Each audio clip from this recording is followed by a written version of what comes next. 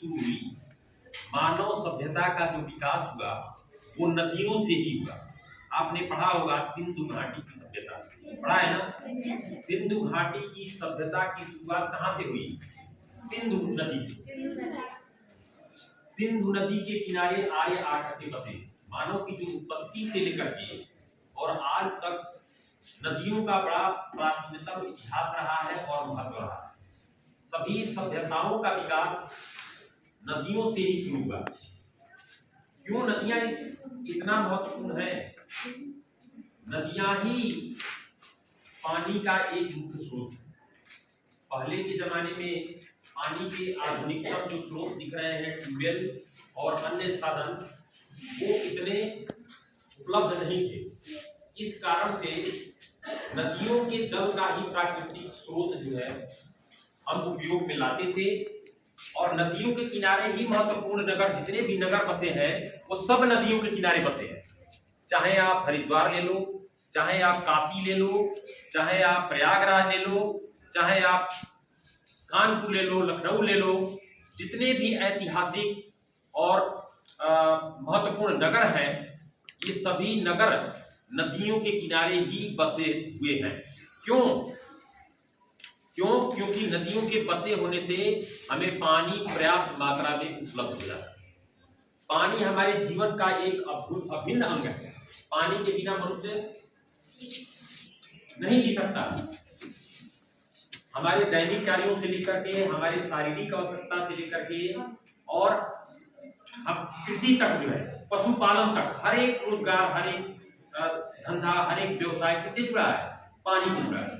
तो अगर पानी की उपलब्धता सही नहीं होगी, पूर्ण रूप से नहीं होगी, तो हमारा जीवन सामान्य नहीं रह पाएगा। तो इसीलिए जितने भी सभ्यता का विकास हुआ वो सभी नदियों के किनारे हुआ। आज स्थिति ये आई है कि हम नदियों का दोहन कर रहे हैं। प्राकृतिक संसाधन है ना, नदियां हमारे जल का प्राकृतिक संसाधन है और इस प्राकृतिक संसाधन का मानव अति दोहन कर रहा है। और इसी अति दोहन के कारण आप देख रहे हैं कि शहरों के किनारे बहुत सारे इंडस्ट्रीज लगाए गए और ये इन इंडस्ट्रीज के कारण, उद्योग धंधों के कारण उनका जितना भी अपशिष्ट पदार्थ निकलता है वो प्रदूषण के रूप में कहाँ जाकर गिरता है? नदियों में। इसके अलावा शहरों का जो सीवेज है, गंदा पानी है, वो कहाँ पर जाकर गिरता है? नदियों में। जितने भी अपशिष्ट पदार्थ हैं, आदमी मरता है, जानवर मरता है, सब कहाँ डाल देते हैं? नदियों में।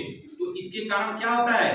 नदियों का प्रदूषण दिन पर दिन बढ़ता जा रहा है और ये नदियों का जो पानी है वो हमारे लिए उपयुक्त नहीं रहता है और नदियों का अस्तित्व, लोग जो है नदियों को भरते जा रहे हैं आवास बनाने के लिए। नदियों का अस्तित्व खतरे में है। नदियों में पानी नहीं है। अगर पानी है भी तो प्रदूषण के कारण पानी कैसा है? दूषित पानी है, वो हमारे उपयोग के लायक नहीं है। हमने पढ़ा था, हम जानते हैं कि गंगा नदी जो है भागीरथी से निकलती है और जो है हरिद्वार से होते हुए लगभग जो है 1400 किलोमीटर की दूरी तय करके पूरा जो है उत्तराखंड, उत्तर प्रदेश, बिहार, बंगाल, इतने राज्यों को जो है पानी देती है। और हमारे इतिहास में इस नदी का महत्व बहुत ही बताया गया है। इसका धार्मिक महत्व, सांस्कृतिक महत्व, आर्थिक महत्व बताया गया है ना। गंगा नदी जो है एक ऐसी नदी है जिसका धार्मिक महत्व बहुत ज्यादा है। कहते हैं ना कि गंगा जल, मरते समय भी आदमी गंगा जल लेता है, तो ये माना जाता है कि मरते समय भी अगर उसके मुख में गंगा जल चला गया तो वो क्या हो जाता है? उसकी आत्मा धन्य हो जाती है। तो इतना धार्मिक महत्व है।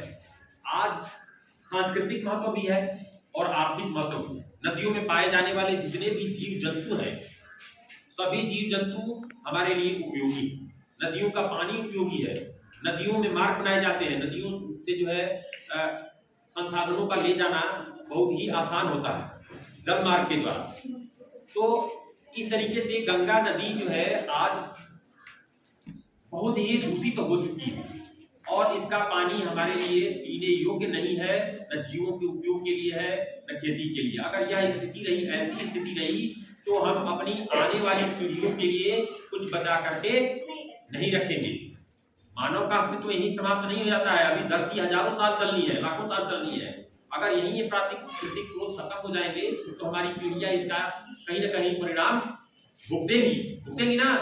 और कहा जाता है कि अगला युद्ध किसके लिए होगा? अगला विश्व युद्ध जो होगा वो पानी के लिए ही होगा। तो हमें नदियों के अस्तित्व को बचाना है। हमारी सरकार नमामि गंगे प्रोजेक्ट लाई है इसके लिए।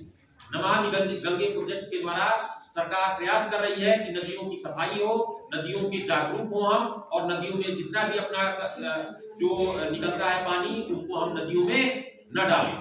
तो हमें इससे बचाना है, अपनी नदियों को बचाना है, अपने जो है जितने भी प्राकृतिक संसाधन है उनको बचाना। धन्यवाद।